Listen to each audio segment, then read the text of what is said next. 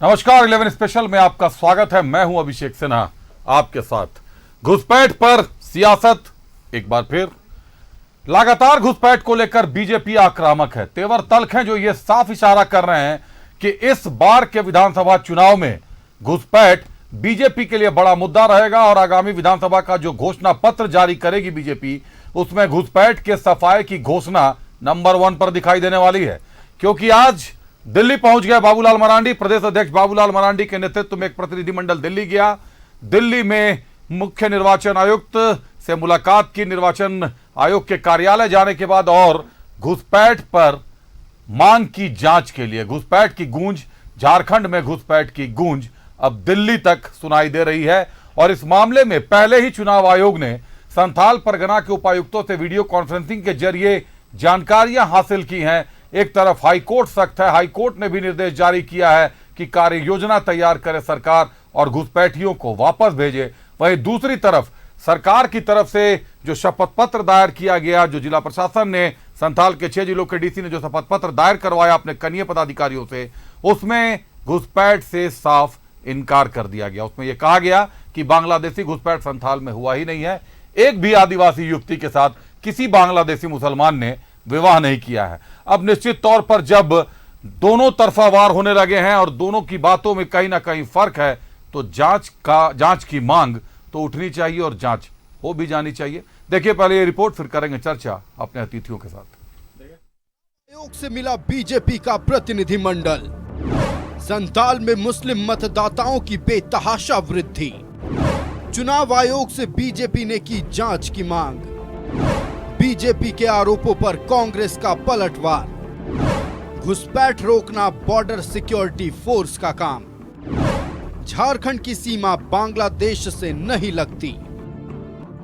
BJP प्रदेश अध्यक्ष बाबूलाल मरांडी के नेतृत्व में बीजेपी का एक प्रतिनिधिमंडल बुधवार को दिल्ली में चुनाव आयोग से मिला। प्रतिनिधिमंडल ने संथाल के अलग अलग क्षेत्रों में मुस्लिम मतदाताओं की संख्या में बेतहाशा वृद्धि से आयोग को अवगत कराया। बीजेपी प्रदेश अध्यक्ष बाबूलाल मरांडी ने कहा कि संथाल परगना में मुस्लिम मतदाताओं की संख्या में बेतहाशा वृद्धि हुई है, वहीं हिंदू मतदाताओं की संख्या में तेजी से कमी आई है। आखिर इसकी वजह क्या है? चुनाव आयोग से मतदाता सूची की जांच कर दोषियों पर कार्रवाई की मांग की है। एक तो फर्जी तरीके से लोगों को मतदाता सूची में नामों को चढ़ाया गया है, और दूसरा ये जो बांग्लादेशी और रोहिंग्या ये जो घुसपैठ करते हैं उनका नाम इसमें से जोड़ा गया है, तभी इतनी प्रतिशत 123% की बढ़ोतरी हो सकती। नहीं तो सामान्य जो बूथें हैं वहाँ पर उतनी मतदाता बढ़े नहीं है। बाबूलाल मरांडी के आरोपों पर कांग्रेस प्रभारी गुलाम अहमद मीर ने पलटवार किया है। उन्होंने कहा कि घुसपैठ रोकना बॉर्डर सिक्योरिटी फोर्स का काम है, यह केंद्र सरकार की जिम्मेदारी है। झारखंड के किसी भी जिला की सीमा बांग्लादेश से नहीं लगती है। हमारे विपक्ष के लोग पर मुद्दा नहीं है, और चुनाव आयोग, राजभवन, ईडी, सीबीआई, कोर्ट कचहरी, सब इनको लगता है अपना, और जहां इनको ज्यादा अपना तो लगता है वहां जाकर के अपनी बातों को रखते हैं। जो इंटरनेशनल बॉर्डर्स है, जो पड़ोसी के साथ हमारे बॉर्डर्स है, उनकी रखरखाव कोई झारखंड की सरकार की जिम्मेदारी नहीं है, वो भारत सरकार की जिम्मेदारी है। तो ऐसे इरेस्पॉन्सिबल लोगों को एक सवाल पूछो कि अगर आपके कैमरे में, अगर आपके रिपोर्ट में कोई चीज आया, 10 साल का एक एफआईआर दिखाओ, एक एफआईआर दिखाए, और अगर एफआईआर भी हो तो आपकी एक्शन क्या है उस पर? वो तो सेंट्रल सब्जेक्ट है, वो तो सेंट्रल गवर्नमेंट के ऊपर जा रहा है। ये सवाल तो हम उठाने जा रहे हैं कि वो फिर पर्दादारी कर रहे हैं, वो चोरियां छुपा रहे हैं, सिर्फ चुनाव के लिए बातें मार्केट में फेंक रहे। ये उनको पता ही नहीं आज तक जो हम सवाल उठा रहे हैं ये बैकफायर हो रहा है उनको। विधानसभा चुनाव में बीजेपी बांग्लादेशी घुसपैठ को बड़ा मुद्दा बनाने जा रही है। कुछ दिनों पहले रांची में निर्वाचन आयोग को पार्टी ने 500 से अधिक पेज का सर्वे रिपोर्ट सौंपा था। बीजेपी की शिकायत के बाद आयोग ने साहिबगंज और पाकुड़ डीसी से रिपोर्ट तलब की है।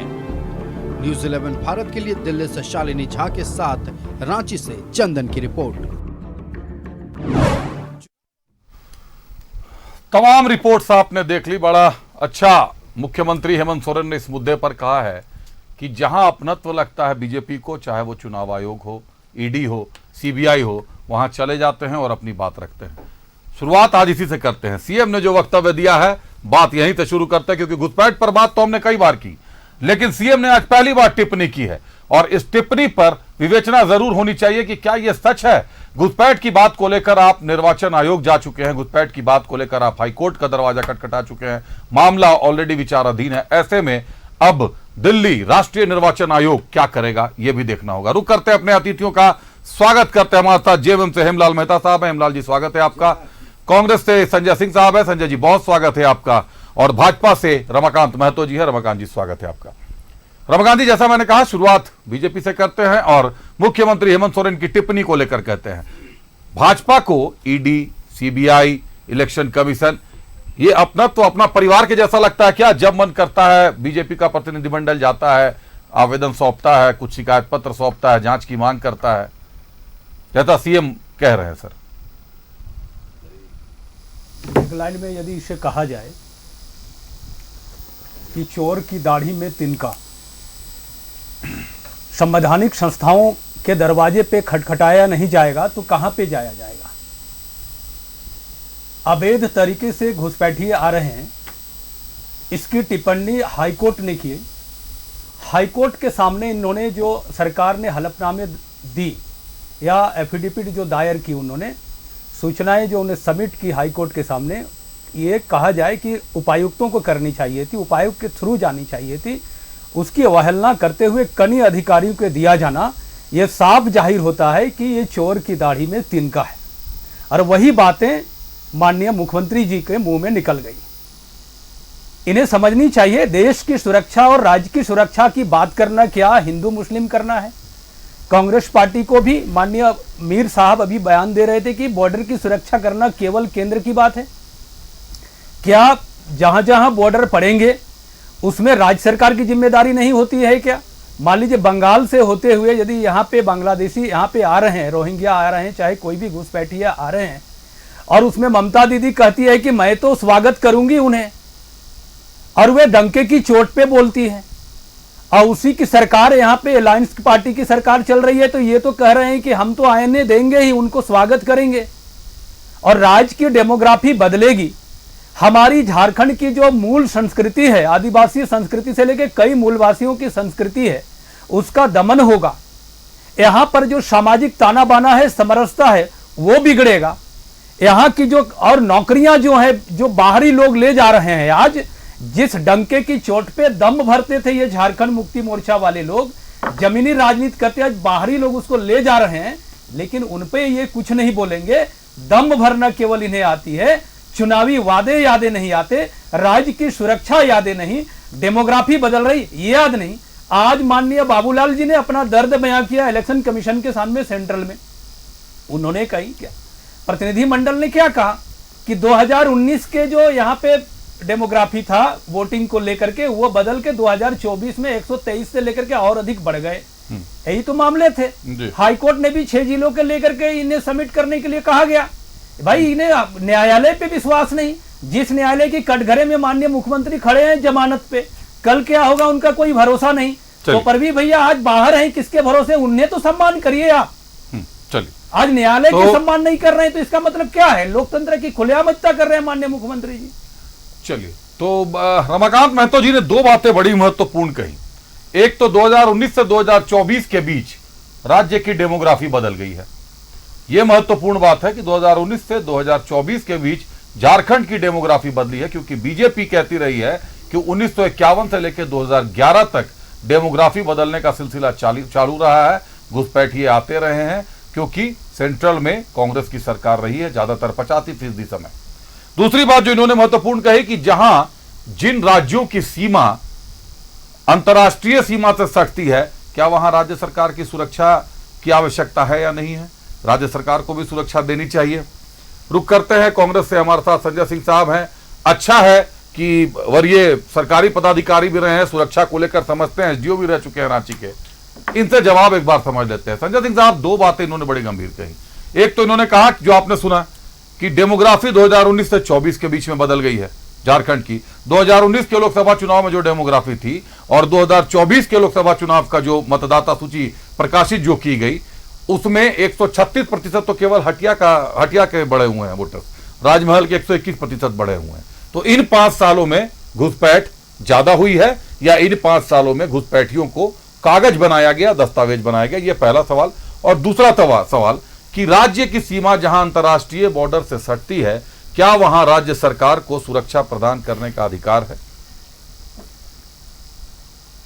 डेमोग्राफी जब आता है विमर्श में, जैसे ही हम लोग बोलते हैं डेमोग्राफी, तो हम लोग को संदर्भ में रखना पड़ेगा सेंसस। बगैर सेंसस के डेमोग्राफी पर चर्चा करना बेमाने होगा। 2011 के बाद भारत की सरकार सेंसस अभी तक नहीं करा पाई है। 2011 के सेंसस के आंकड़े सर्वविदित हैं। मैं सिर्फ दोहराना चाहता हूँ, झारखंड में 28% आबादी जनजातियों की है और 15% आबादी मुसलमानों की है। ये आंकड़े आपके सेंसस के आंकड़े हैं और मैं इन्हीं आंकड़ों पर बात करना चाहता हूँ। नहीं, मुझे एक बात आप बता दीजिए सर तब कि 2019 में जो वोटर लिस्ट प्रकाशित हुई, मैं यह भी निर्वाचन आयोग प्रकाशित, उस पर भी आऊंगा। मैंने पहले क्रमवार शुरू किया कि डेमोग्राफी शब्द पर बहुत जोर दिया जा रहा है। कहा जा रहा है कि डेमोग्राफी इज चेंजिंग। डेमोग्राफी का मतलब ही होता है कि बगैर स्टैटिस्टिक्स के, बगैर आंकड़े के हम लोग डेमोग्राफी की बात ही नहीं करते हैं। डेमोग्राफी का आकलन कैसे होता है? वो सेंसस करता है, हाउस होल्ड सर्वे करता है। वो बताता है कि किन किन जातियों का, किन किन धर्मों का कितना प्रतिशत वृद्धि हुआ, क्या आबादी में उनका संख्या है, आदि आदि। तो ये रहा सेंसस की कहानी। तो 2011 के आंकड़े हमारे पास है, वो आपके पास भी है, स्टूडियो में भी आपके पास है, दर्शक भी जानते हैं।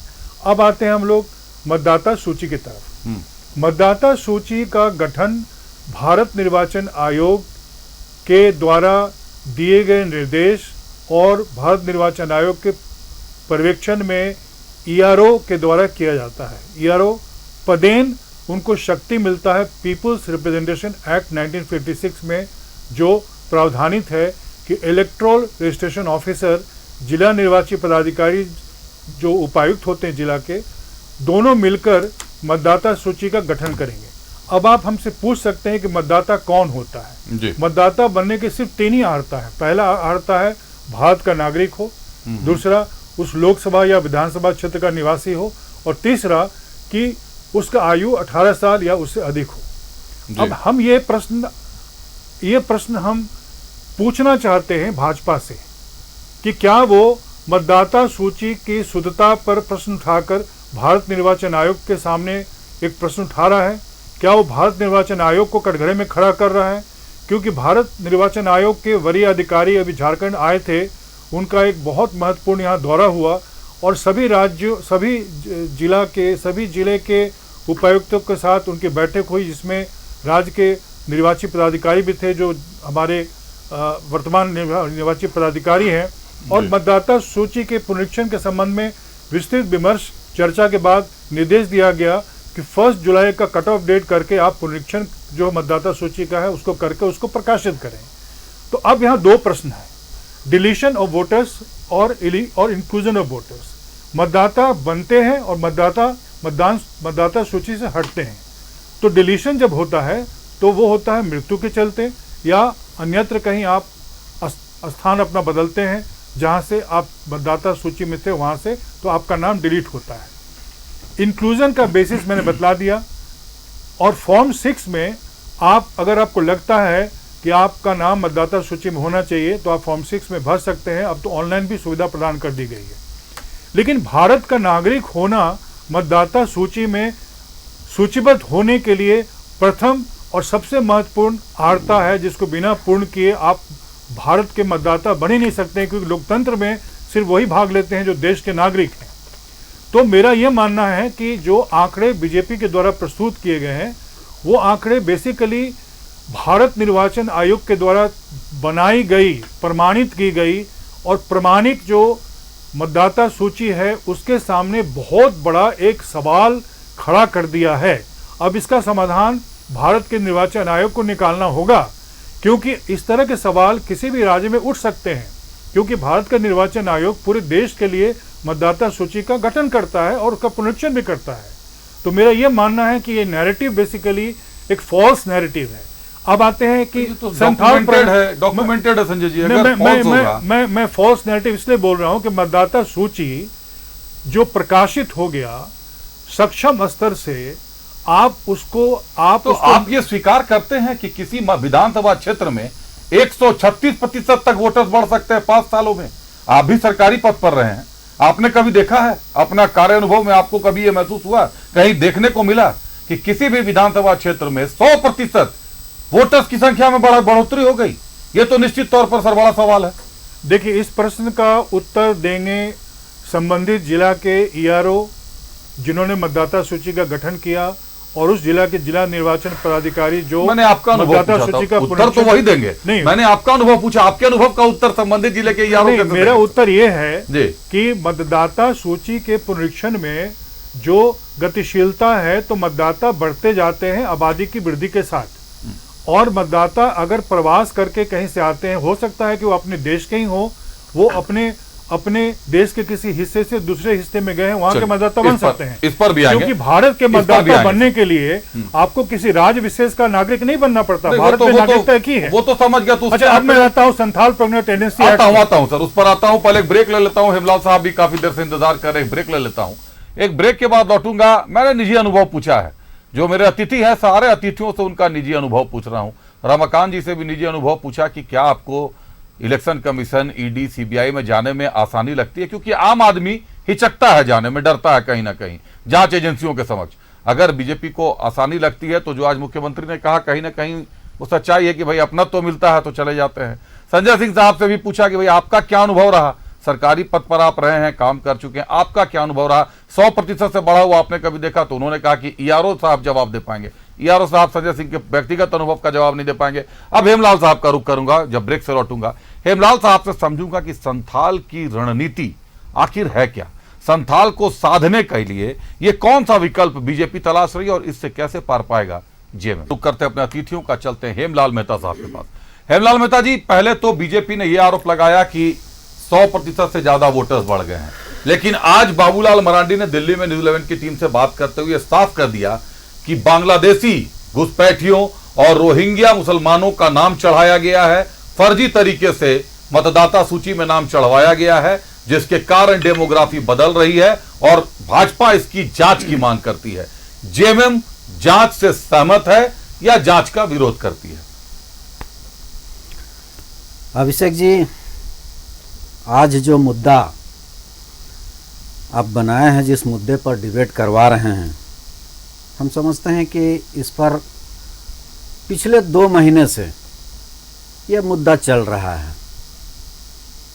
यूँ कहें तो जैसे ही लोकसभा खत्म हुआ, केंद्र की सरकार बनी, भारतीय जनता पार्टी की तीसरी बार बनी, उसके बाद से इन्होंने एक नैरेटिव सेट करने का प्रयास किया। बैठक की, इन्होंने हाई लेवल कमेटी इन्होंने बनाई और बैठक की और एक मुद्दा सेट कर दिया। जिस तरह से आपने देखा होगा, इनका काम ही है नैरेटिव सेट करना। गोधरा कांड करवाया, जब सरकार वहां नहीं बननी थी तो गोधरा कांड हो गया। देश में जब दूसरी बार सरकार नहीं बननी थी, लोग नाराज थे, क्योंकि इनके जो घोषणा पत्र थे, जिस घोषणा पत्र में 2 करोड़ नौकरियां, तो 10 करोड़ हो गई 2019 में, नहीं दे पाए। जो महंगाई पर इन्होंने एक नैरेटिव सेट किया था 2014 में कि महंगाई चरम पर हो गई है, बहुत हुई महंगाई की मार, अब की बार मोदी सरकार, और एक भी कोई वस्तु का दाम नहीं घटा पाए, इससे लोग नाराज थे। 2019 में नहीं बनती सरकार, पुलवामा घटना घट गई। अब कैसे घटी नहीं घटी, ये जांच का विषय है। दूसरी बात, उसके बाद आप देखेंगे, उसके बाद लोग बजरंगबली के नाम पर चुनाव लड़ना शुरू किया। उसका हश्र क्या हुआ? उसके बाद पिछला लोकसभा 2024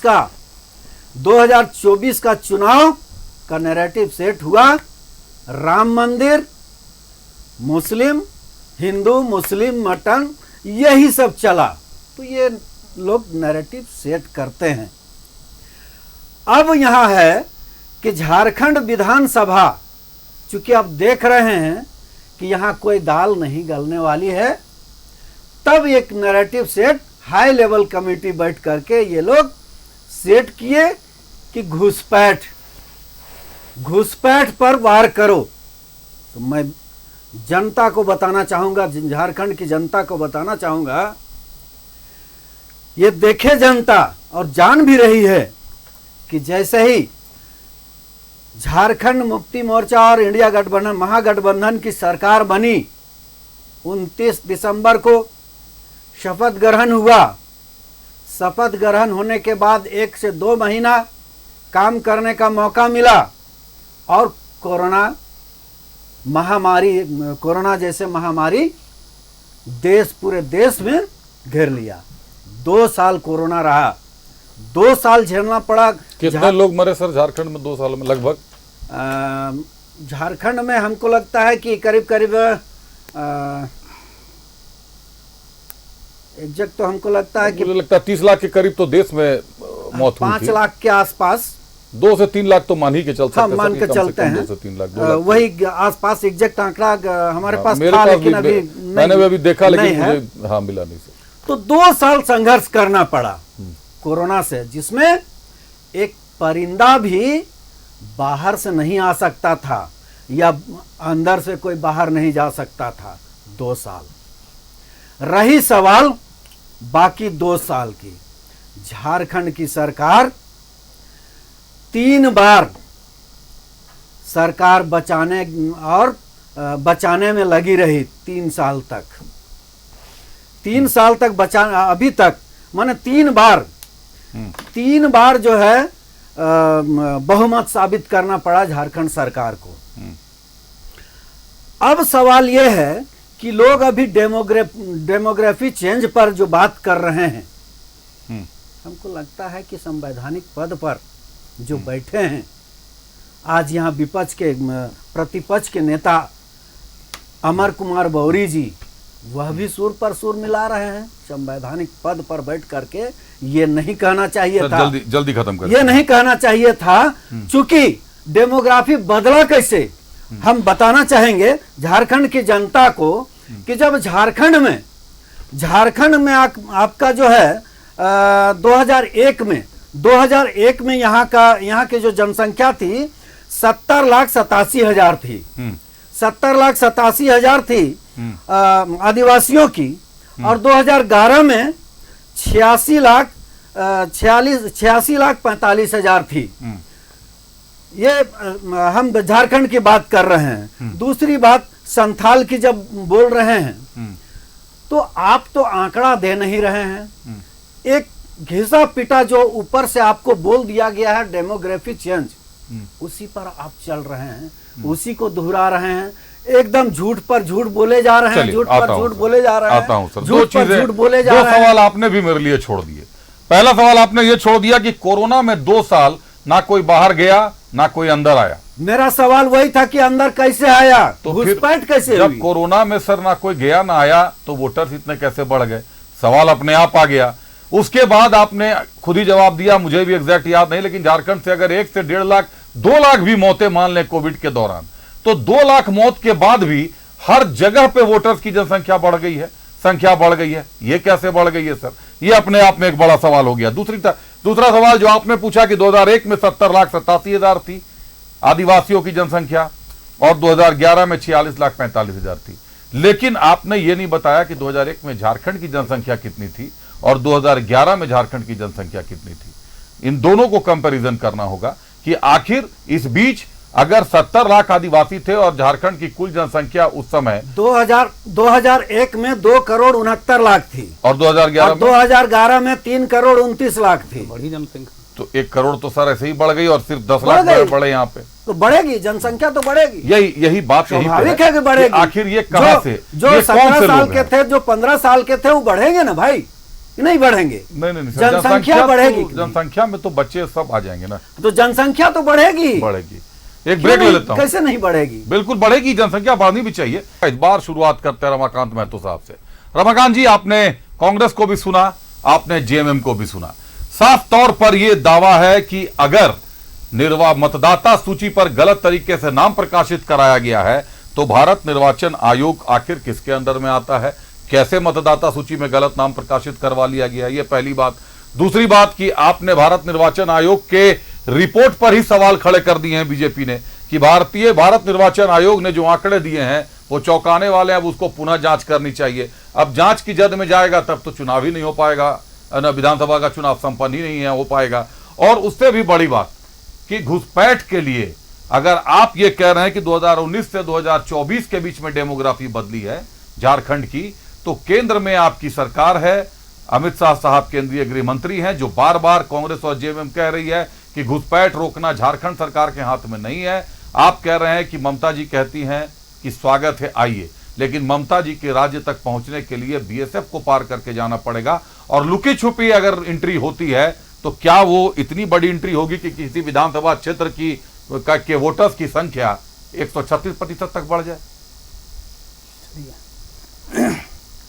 अपने सही सवाल किया संजय जी, जो बड़ी अधिकारी भी रह चुके हैं। आपने जिन प्रश्नों का ये जवाब दे रहे थे, मैं बारीकी से सुन रहा था इनको जी। ये कह रहे थे कि मतदाता बढ़ते हैं जब आबादी बढ़ती है, लेकिन ये उस चीज़ को स्वीकारते हैं कि आबादी बढ़ती है, लेकिन किसी किसी बूथों में अप्रत्याशित वृद्धि हो जाए, 123 से भी अधिक प्रतिशत में वृद्धि होना ये ठीक नहीं है। इस बात को ये समझनी चाहिए। दूसरी बात, आप कह रहे हैं कि निर्वाचन आयोग पे सवाल खड़ा कर रही भारतीय जनता पार्टी। नहीं, भारतीय जनता पार्टी संवैधानिक संस्थाओं का हमेशा से उसका सम्मान करती है, आदर करती है, और इसीलिए उनका समाधान के लिए भी निर्वाचन आयोग का दरवाजा ही खटखटा रही है भारतीय जनता पार्टी, सम्मान के साथ में। लेकिन हमेशा से ये राज्य सरकार और कांग्रेस पार्टी, झारखंड मुक्ति मोर्चा हमेशा से निर्वाचन आयोग पे सवाल खड़ा करते रहे हैं। पतरातू में जब इलेक्शन कमीशन की विशेष बैठक होती है, उस बैठक को लेकर के भी माननीय मुख्यमंत्री जी का और कांग्रेस पार्टी के सीनियर लीडरों का भी उस प्रकार का कैसा बयान आता ही जनता सुन चुकी है कि ये इलेक्शन कमीशन राज्य सरकार को यानी भाजपा के इशारे से काम करके बेदखल करके तुरंत चुनाव कराना चाहती है। ये भय झारखंड मुक्ति मोर्चा और कांग्रेस पार्टी को सताती है। तो ये सवाल खड़ा करते हैं, इन्हें क्या कह रहे हैं मुझे लगता है इनको समझना चाहिए, उस पर चिंतन करना चाहिए। दूसरी बात झारखंड मुक्ति मोर्चा के प्रवक्ता महोदय कह रहे थे कि गोधरा कांड की उन्होंने गुजरात की चर्चा की। अरे गोधरा कांड जो आयोग हुआ, आयोग ने जो रिपोर्ट दी और उसके लिए यूपीए गवर्नमेंट में सोनिया गांधी ने ऐसे बयान दिए कि मौत का सौदागर कहा माननीय मोदी जी को। उस समय गुजरात के माननीय मुख्यमंत्री थे, बरी होकर सामने आए, देश के प्रधानमंत्री बने, देश को उच्चतर स्तर पे ले जाने के, विश्व स्तर पे भारत को खड़ा करने का काम उनके नेतृत्व में हो रहा है। तो आज कांग्रेस पार्टी को दिक्कत हो रही है। दूसरी बात ही कह रहे थे, कोरोना की चर्चा कर रहे थे, कोरोना में कोई आया ना कोई गया। अरे तबलीगी जमात वाले को बस में भर के ठूस के अपने संथाल प्रगना रांची से ले गए, रेमडेसिविर को ब्लैकमेल किया, आपके यहीं के ग्रामीण एसपी को तामिल किया, संज्ञान लेकर के हाईकोर्ट ने आपने कोई कार्रवाई नहीं की, उनके 17 जगह उनको प्रभार बना दिए, उगाही का धंधा बना के रखे उस समय आपने। दूसरी बार उसी कोरोना काल में अपने लग्जरियस गाड़ी खरीदी मुख्यमंत्री जी ने। यह है यहां की झारखंड मुक्ति मोर्चा का चरित्र और कांग्रेस पार्टी का चरित्र। और आप कह रहे थे ये भी नहीं मान रहे, इनको मुझे लगता है कि संविधान की सही व्यवस्था इनको मालूम नहीं लगता है, इन प्रवक्ताओं को या कांग्रेस पार्टी को, प्रवक्ताओं सॉरी कांग्रेस पार्टी के लोगों को ये बात को ध्यान में रखनी चाहिए। क्या केंद्र सरकार के साथ साथ राज्य सरकार की जिम्मेदारी बिल्कुल नहीं है क्या बॉर्डर एरिया का?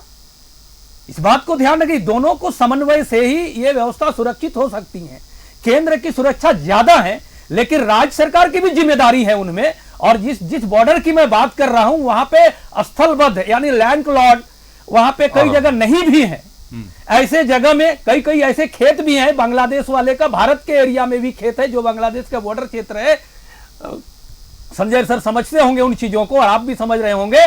तो वहां पे स्वाभाविक है कि कहीं ना कहीं कोई व्यवस्था होती है तो दोनों को देख करके उसको दुरुस्त करने की आवश्यकता होती है। और एक बात होती है, भारतीय जनता पार्टी बहुत कम समय तक केंद्र में सरकार में रही है और दुनिया जानती है, भारत देश की जनता भी जानती है। झारखंड मुक्ति मोर्चा के हेमलाल जी बोल रहे थे कि मोदी सरकार ने 2014 में ये किए तो वो किए। भाई 2014 में हमने काम नहीं किए होते तो क्या प्रचंड बहुमत 2019 में हमारे को जनता देती क्या? इसकी चिंता नहीं करनी चाहिए। नेहरू जी के बाद तीसरी बार प्रधानमंत्री का ओथ लेने वाले माननीय मोदी जी, इसका मतलब इन्हें ऐतिहासिक पुरुष है। ये ज्येष्ठतम पुरुष के लिए इन लोग को दर्द होती है। दूसरी बात ये कह रहे थे कि आज अंतर्राष्ट्रीय स्तर में कहीं भी अंतर्राष्ट्रीय के सीमाओं को यदि सबसे दुरुस्त किया गया, चाहे इसके रक्षा मंत्री जो भी हों, के एंटोनी साहब के समय सब पैसा लेप्स कर जाता था, कोई बजट की राशि खर्च नहीं होती थी। हमने अंतर्राष्ट्रीय स्तर को जितना मजबूत किया है, आज दुनिया का पाकिस्तान चाह से चू नहीं कर रहा है। आज नरेंद्र मोदी यहां हुंकार करते हैं तो पाकिस्तान वहां पे उल्टी करने लगता है। यह स्थिति हो गई भारत की। आज चाइना भारत से डरने लगा है। तो यह स्थिति रही। आज दुनिया में भारत की ठसक बढ़ी है और ये कांग्रेस पार्टी को नहीं सुहा रही है। दिक्कतें ये है, ये नहीं चाहते हैं कौन कि डरने लगा है, कौन उल्टी कर रहा है, ये कहना तो मुनासिब नहीं होगा। ये जरूर कह सकते हैं कि आतंकी घटनाओं में कमी देखी जा रही है। आंकड़े जो बयान कर रहे हैं, अगर मेरी नजर और एक बात मैं कह देना चाहता हूं एक सेकंड के लिए। ऐसा ये जिस तरीके से राज्य में ये नौकरियां की बात कर रहे थे, हाल में जो नौकरियां नगर विकास से आई है 70% बाहरी लोग हैं उसमें, बाहरी स्टेट से हैं। जवाब दे पाएंगे क्या झारखंड मुक्ति मोर्चा उस पर? और दूसरी बात, आज नक्सली जो तांडव कर रहे हैं राज्य में, ये पहले नहीं होता था। तांडव कर रहे हैं? अरे भाई पश्चिम सिंहभूम में तांडव कर रहे हैं, चतरा में कर रहे हैं, रांची के इर्द गिर्द कर रहे हैं, हर जगह कर रहे हैं, मुड़ी काट के ले जा रहे हैं। ये स्थिति है जिस तरीके से क्या बात कर रहे हैं आप आंकड़ों पर ध्यान नहीं देते। आंकड़ों की बात नहीं कर, घटनाएं घट रही है। घटनाओं में खासी कमी आई है और इन 5 सालों की अगर दास की सरकार के समय हुई थी उस प्रकार की स्थिति अभी नहीं है। शिबू सोरेन जी माननीय मुख्यमंत्री थे, राहे से 2 नक्सलियों को हटाया गया था। परिणाम क्या हुआ कि चुनाव में तमाड़ में बुरी तरह उपचुनाव हार गए। इसी के लिए छुड़वाया था उन्होंने कि तमाड़ में चुनाव हार जाए। बिल्कुल ऐसा करेंगे तो आएंगे। मेरी बात समझे, आंकड़ों पर बात करें, विगत 5 साल में अगर नक्सली घटनाओं की बात करेंगे तो झारखंड पुलिस ने जबरदस्त सफलता हासिल की है। झारखंड पुलिस ने उन जगहों पर चुनाव करा दिए हैं, लोकसभा चुनाव, जिन जगहों पर 50 साल से चुनाव नहीं हुआ था। आप नहीं जानते हैं, मैं जानता हूं, क्योंकि मैंने उन जगहों का भ्रमण किया है। मैंने देखा है बुढ़ा पहाड़ को नजदीक से, मैंने समय सारंडा घूम चुका हूं, तो मुझे पता है, मुझे जानकारी है कि इन जगहों पर नक्सलियों पर लगाम कसी जा रही है। और ये बस आखिरी दस्ता बचा हुआ है आपके राज्य में, जो कि ये हंगामा खेज बनाए हुए है। कुछ न कुछ किसी ने क्या कर रहा है सर, बंदी बुलाकर एक लाइन काटी है। दहशत को इस तरीके से मत बढ़ाइए कि नक्सलियों के हौसले बढ़े। निश्चित तौर पर इस मामले में झारखंड सरकार की या झारखंड पुलिस की तारीफ करनी चाहिए। बाकी बालू में तारीफ नहीं करूंगा, कोयले में तारीफ नहीं करूंगा, लेकिन नक्सल के मामले में झारखंड पुलिस की जरूर तारीफ करता हूं, दिल खोलकर तारीफ करता हूं। हेमलाल साहब बात पूरी कर, क्या कहना चाहते हैं? जल्दी बात पूरी। देखिए, भारतीय जनता पार्टी के लोग तो ऐसे ही झलाए हुए हैं कि झारखंड सरकार इतना बढ़िया काम कर रही है।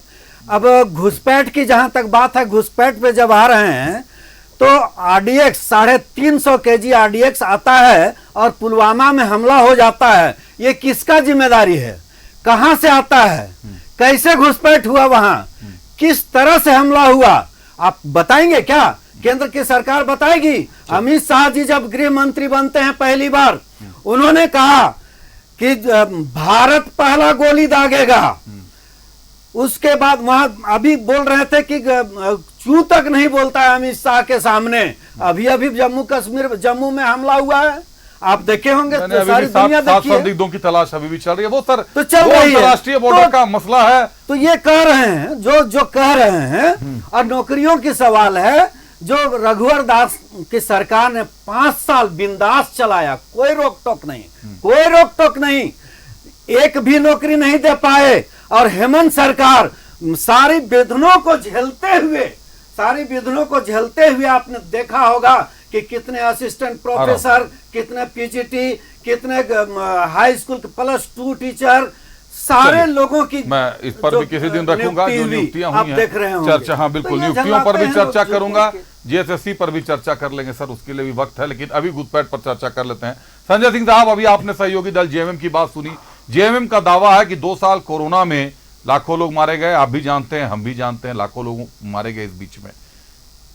2 साल तक ना कोई बाहर से आया ना अंदर से बाहर गया, ये भी सच है। लेकिन इन 2 सालों में एक चीज जरूर हुआ कि कई मजदूर झारखंड से जो बाहर गए थे वो आए, वापस आए, फिर पलायन किया या नहीं किया इसका डाटा अब श्रम विभाग बना रहा। लेकिन श्रम विभाग की बात क्या करें, श्रम मंत्री जब बैठक बुलाते हैं तो उद्योग विभाग की स्थिति यह है कि उद्योग विभाग के पास आंकड़े नहीं होते हैं। तो श्रम विभाग के पास आंकड़े हैं या नहीं अभी बता पाना मुश्किल है।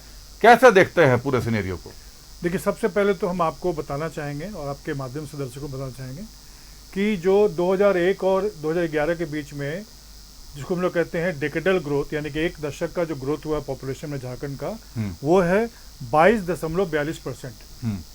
और उसके पहले जो लास्ट डिकेड था, पिछला जो विगत दशक 2011 से 2024 का भी 66.19% या 10% है। मैं ये बताना चाह रहा हूँ जो आपका सेंसस का 11 का ऑफिशियल डेटा है, उसके बाद तो सेंसस हुआ ही नहीं है।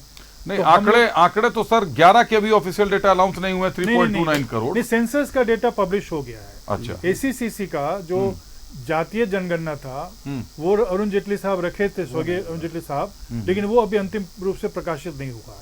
इसलिए हमारी पार्टी, कांग्रेस पार्टी, बार बार कह रही है कि इस बार जो तो सर 24 के भी आंकड़े बता रहे हैं कि 4.11 करोड़ आ रहा है, कभी 6.07 करोड़ के आंकड़े आ रहे हैं। अभी हम लोग उसको प्रमाणिक इसलिए नहीं मानेंगे क्योंकि आप बहुत जिम्मेवार पत्रकार हैं जी, आपकी बात को बहुत गंभीरता से लेते हैं जी, दोनों आंकड़े डिफर कर रहे हैं, इसीलिए मैं बोल नहीं रहा। सेंसस जो होता है ना, वो इकलौता डॉक्यूमेंट होता है जिस पर हमारा सब कुछ आधारित है। कोई भी ये तो निश्चित तौर पर आपकी बात सही है। सेंसस का जो डिकेडल ग्रोथ है 2001 से 2011 का, वो झारखंड का है 22.42 और उसके पीछे का जो दशक है उसमें 23.19। तो आप अंतर को देख रहे हैं कितना है। तो मतलब घटा है नहीं, 23.19 था पिछले डिकेड में और इस बार 22.42 है। हाँ, और इस बार 22.42 है जी। तो आप देखते हैं डिजिटल ग्रोथ में इंक्रीज नहीं हुआ है, डिक्रीज हुआ है। मैं वही बोल रहा हूँ, घटा है। और हम ये आपको भेज देंगे, अभी आप कहिएगा तो भेज भी देंगे आपको। नहीं, मैं समझ गया आपकी बात, मैं भी चेक कर रहा था। बैठते हैं तो हम जानते हैं कि आप बहुत सवाल रिसर्च करके करते हैं, इसलिए हम भी चाहते हैं कि आपको जब भी कोई तथ्य दे तो सुनिश्चित हो कि ये तथ्य आंकड़े सही हैं। तो मेरा ये कहना है कि डेमोग्राफिकली झारखंड में जो भी चेंजेस आ रहा है पॉपुलेशन ग्रोथ के टर्म्स में, वो नेशनल एवरेज के बराबर है।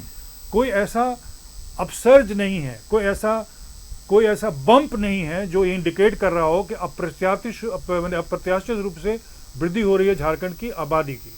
अब रही बात बूथों की, जब विधानसभा क्षेत्र, हाँ, जब बूथों की बात करें, विधानसभा क्षेत्र की बात नहीं करें, बूथों की बात करें, क्योंकि ये 500 पेज का जो रिपोर्ट है वो बूथों के आंकड़ों को लेकर चला है कि बूथ वार ये लोग क्या किए हैं, मतदाता सूची को निकाले हैं और उस मतदाता सूची में जो वृद्धि हुआ है वोटरों का, उसका प्रतिशत निकालकर ये लोग अपना एक आंकड़ा पेश किए हैं कि इसमें इतना % का वृद्धि हुआ है। मेरा कहना है कि ये इनका डोमेन क्षेत्र है ही नहीं, इनको अधिकार ही नहीं है कि वो उस क्षेत्र में जाएं जो भारत निर्वाचन आयोग का अपना विशेषाधिकार है, क्योंकि उसकी ये शक्ति भारत का संविधान दिया है। भारत के संविधान के द्वारा भारत निर्वाचन आयोग को शक्ति प्रदत्त किया गया है कि आप चुनाव से संबंधित सारे कार्यों का निष्पादन करेंगे। इसलिए आप जानते होंगे जब चुनाव होता है तो इलेक्शन मशीनरी उनका होता है, एक एक कर्मी पूरे देश का। सर ये उस क्षेत्र में नहीं जा रहे हैं, ये आपके क्षेत्र में आ रहे हैं। इनका कहना है कि राज्य सरकार ने फर्जी दस्तावेज प्रदान किए हैं रोहिंग्या मुसलमानों को और बांग्लादेशी घुसपैठियों को, और बांग्लादेशी घुसपैठियों और रोहिंग्या मुसलमानों को मतदाता सूची में उनका नाम जारी करवाया है।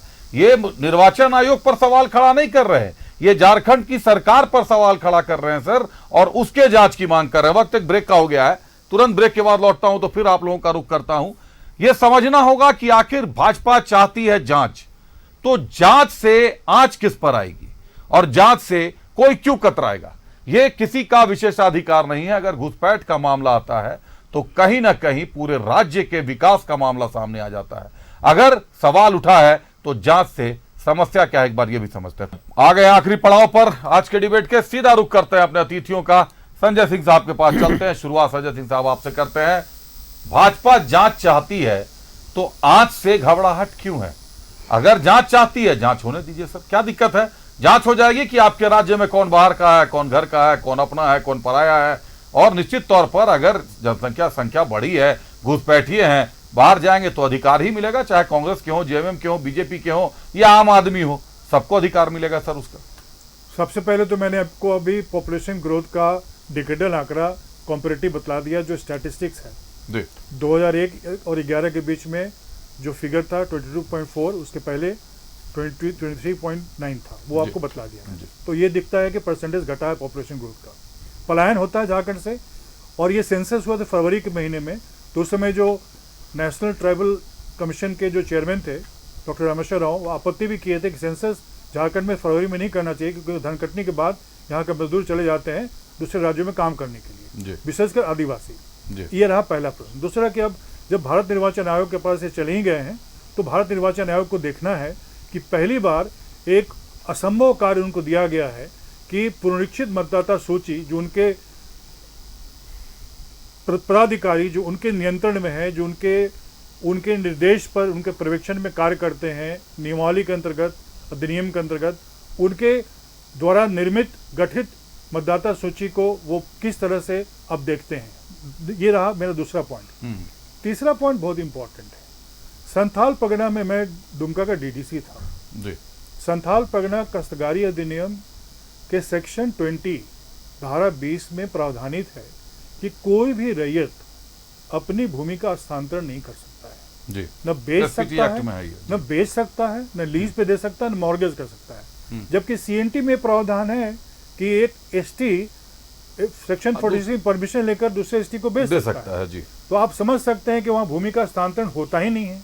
दूसरा इंपॉर्टेंट बात है जो सबको जानना चाहिए कि एक संथाली महिला को अपने पैतृक संपत्ति में या पति के संपत्ति में हिस्सा नहीं मिलता है। ये संथाल का कस्टमरी लॉ है। इसीलिए आप देखेंगे कि ये ट्राइबल कम्युनिटी में यहाँ भी, उरांव में भी, हो में भी यही पाया जाता है परंपरा कि महिलाओं को पैतृक संपत्ति में नहीं मिलता हिस्सा। तो ये जो पूरा नैरेटिव है कि आते हैं, जमाई बनते हैं, जमीन लेते हैं, ये करते हैं, वो करते हैं, आप समझ रहे हैं कि एक ऐसी कहानी गढ़ी जा रही है जिसका आधार कोई अधिनियम, कानून सपोर्ट नहीं कर रहा है। क्योंकि अगर कोई आप सर दुमका में जब डीडीसी कौन से साल में आप थे, याद है कुछ आपको? हाँ, हम 2020 में गए थे। 2020 में आप दुमका गए। दुमका में मुस्लिमों की आबादी उस समय जो थी, आपको लगता है कि जिस तरीके से, जिस तेजी से आदिवासी महिलाओं के साथ मुस्लिमों का जो विवाह का चल रहा है, जो आंकड़े हमारे पास भी आ रहे हैं, निश्चित तौर पर थोड़े तो सही चौंकाने वाले हैं। हालांकि यह भी सच है कि संविधान ने अधिकार दिया है, हर व्यक्ति को अधिकार है कि वो अपनी पसंद का प्रेम विवाह कर सकता है, वो अपना अलग रह सकता है, वो चाहे जैसे भी रहे, वो उसकी मर्जी है। लेकिन आंकड़े कहीं ना कहीं सर चौंकाने वाले तो अब होने लगे हैं, इस बात से इनकार नहीं किया जा सकता। सब आंकड़े जब भी होते हैं तो प्रमाणिक होते हैं। अगर कोई तो इसकी जांच होने में अगर कोई स्पेशल मैरिज एक्ट में जब भी मुस्लिम जब भी कोई शादी करता है तो निकाह हो जाता है। मुस्लिम किसी गैर मुस्लिम से शादी कर ही नहीं सकता है, नहीं तो हराम हो जाता है। नहीं तो सर ये तो प्रॉब्लम है सर। मुखिया की सूची है सर, 5 आदिवासी महिलाएं हैं। माफ कीजिएगा, शरीयत में है कि हराम है वो निकाह जिसमें गैर मुस्लिम से आपने शादी की, वो शादी मानी ही नहीं जाती है। और आपने जो कहा कि वक्त खत्म है, जल्दी सर। इंटरफेथ जो शादी होता है वो स्पेशल मैरिज एक्ट में होता है, तो उसका पूरा लिस्ट आपको डिस्ट्रिक्ट सब रजिस्ट्रार ऑफिस से मिल जाएगा। नहीं बिल्कुल। अब एक बार रमाकांत, मैं तो सबका करता हूं रुक। रमाकांत जी, संजय सिंह साहब कह रहे हैं कि शरीयत में उसे हराम माना जाता है, फिर कैसे जो संथाल के आंकड़े आ रहे हैं, लड़कियां अभी भी आदिवासी हैं और पति के नाम की जगह मुस्लिम का नाम? स्वाभाविक है। अब संजय जी ऐसा कह रहे हैं, एसडीओ रहे हैं, डीडीसी रहे हैं, जनता के बीच में रहे हैं, कई जगह आदिवासी महिलाओं को फंसा करके अवैध तरीके से कई मुस्लिम युवक शादी करते हैं, उनका जमीन, उनके नाम से जमीन खरीदते हैं। अभी मैंने कहा कि दूसरी बात, उन्होंने तो कहा कि जमीन ट्रांसफर ही नहीं होता। क्या बात करते हैं, कैसे खरीदते हैं? तो देखिए सादे पट्टे से। दूसरी बात, ये जवाब देना भाई, आप घुमा दिए सादे पट्टे की खरीदगी। अच्छा दूसरी बात, अभिषेक जी, मैंने खरीद, मैं कह रहा हूँ ये जिस कानून की बात कर रहे हैं, बीच में नहीं, एक बात, जिस कानून की बात है सीएनटी और एसपीटी एक्ट की, जहां तक बात है, कोई भी आदिवासी जमीन खरीदेगा उसी थाना क्षेत्र का होना चाहिए। नहीं सर, सीएनटी अलग, एसपीटी अलग, एसपीटी अलग, एसपीटी भी अलग है, ठीक है, जमीन की बात जहां होती है। ये बताइए, अभी सीएनटी एसपीटी में मत उलझिए सर, आप उलझिएगा। आप मुझे ये बताइए कि जिस जांच की आप मांग कर रहे हैं, क्या वो संभव है कि विधानसभा चुनाव से पहले जांच संपन्न हो जाए? ये सरकार संपोषित वोटरों को बढ़ाने की एक आप मुझे जवाब दीजिए कि ये संभव सरकार है? ही कर रही है। मैं कह रहा हूं कि भारतीय जनता संभव है पार्टी कि के चुनाव साथ से पहले संपन्न हो भारतीय जनता पार्टी के साथ में हाईकोर्ट ने संज्ञान लेकर के उनके साथ जो अवहेलना की रही सरकार मैं की। आपसे सवाल ये पूछ रहा हूं कि क्या चुनाव से पहले इतना जो दुरूह जांच है, इतना लंबा चौड़ा जांच है, इतना जो 4 करोड़ के करीब में पॉपुलेशन है, संभव है कि सबकी जांच हो जाए? संभव नहीं सर, राज्य सरकार चाहेगी तो अपने राज्य को सुरक्षित करने राज्य सरकार जांच कराएगी कि कहां का? राज्य सरकार तो भाग रही है। चलिए, तो आप ये कह रहे हैं कि जांच होनी चाहिए और आप ये भी समझ रहे हैं कि जांच हो नहीं पाएगी, तो कहीं ना कहीं ये चुनावी मुद्दा जो आपके घोषणा पत्र में, मुझे लगता है भाजपा के घोषणा पत्र में नंबर 1 पर दिखेगा कि इस बार झारखंड से घुसपैठ साफ। एक बार हेमलाल मेहता साहब का रुख कर लेते हैं। हेमलाल जी, जांच से क्यों घबरा रहे हैं? अगर जांच मांगते हैं तो जांच होने दीजिए ना साहब। अगर नहीं किसी का साथ जांच से कोई घबरा नहीं रहा है, करवा दीजिए जांच करा लीजिए, आप जांच करा लीजिए। आप ही लेकिन पहला मेरा सवाल है कि आपको इतना माने आप जो है आदिवासी के लिए जो आंसू बहा रहे हैं, जबकि आपका वह आंसू, मणिपुर का आंसू किसी को देखा नहीं गया। अब सर वक्त समाप्त हो गया। मणिपुर का आंसू नहीं देखा गया, मध्य प्रदेश सुन लीजिए, मध्य प्रदेश का आंसू नहीं देखा गया।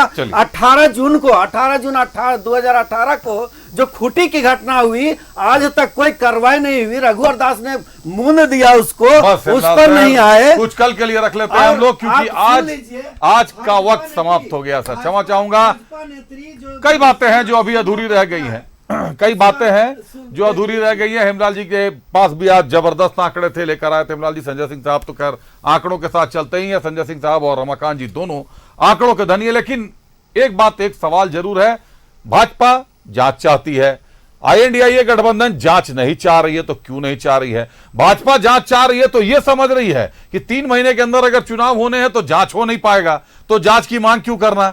जांच की मांग इसलिए करना कि एक मुद्दा बनकर आ रहा है सामने, लेकिन यह मुद्दा किसको फायदा देकर जाएगा, किसको नुकसान देकर जाएगा, यह तो विधानसभा चुनाव का परिणाम बताएगा। बहरहाल धन्यवाद करते हैं अपने अतिथियों का। हमारे साथ भाजपा से रमाकांत महतो जी थे। रमाकांत जी बहुत धन्यवाद आपका। कांग्रेस से संजय सिंह साहब थे। संजय जी बहुत धन्यवाद आपका।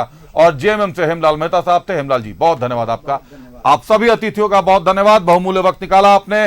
दर्शकों का धन्यवाद। खबरें चलती रहेंगी, बने रहिए न्यूज़ 11 भारत के साथ। मुझे दीजिए अब इजाजत, नमस्कार।